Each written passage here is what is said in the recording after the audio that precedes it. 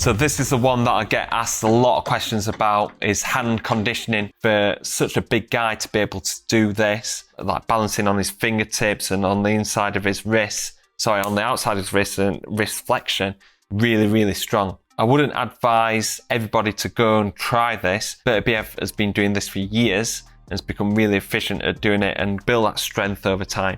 If somebody goes and tries this for the first time and hasn't got that wrist strength, they might end up getting injured. It's the amount of time that you've got to invest into this to get as good as Beterbiev and as efficient as this.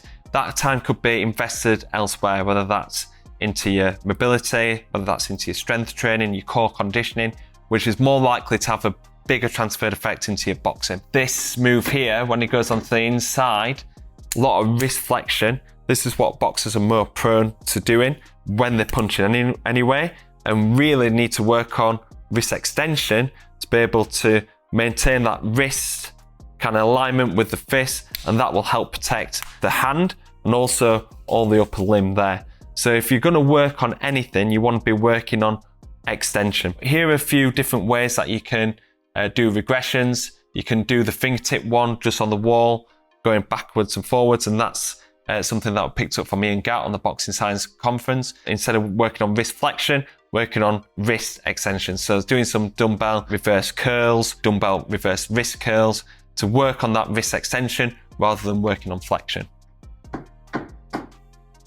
He's unbelievable.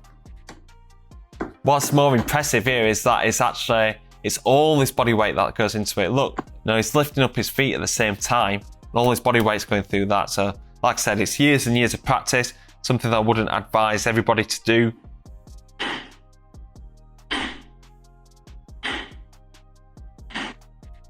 Another famous one, something that we've actually covered on the Boxing Science YouTube channel before, bar rotations. To do this with 20 kilos, he is so strong, so strong. Doing it, going from a pronated to supinated position, putting a lot of kind of stress through this elbow joint here on the inside of the elbow. Boxers will probably tend to try and flare up the elbow to control that and won't have that strength and stability there. You could do it with a mop or a broomstick and then go on to like a lighter bar rather than trying to do this with a 20 kilo bar. You're just likely to get injured. Like I said, with the press-up ones, Beterbiev has probably been doing this for years. What is good is the turnovers, and you could do this in an isolated way to work on the forearm strength. And doing this with a biased loading to a dumbbell, getting onto a table, doing some wrist rockers, going from side to side, going from pronated to supinated position.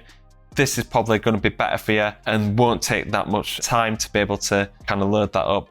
I think the opening and closing is a good exercise to do. Maybe doing this with a broomstick or with a mop or light bar as a supplementary exercise. But if you're really wanting to get the forearm strong, let's start doing these kind of bias dumbbell turnovers. That's going to be more effective, increasing wrist and hand strength.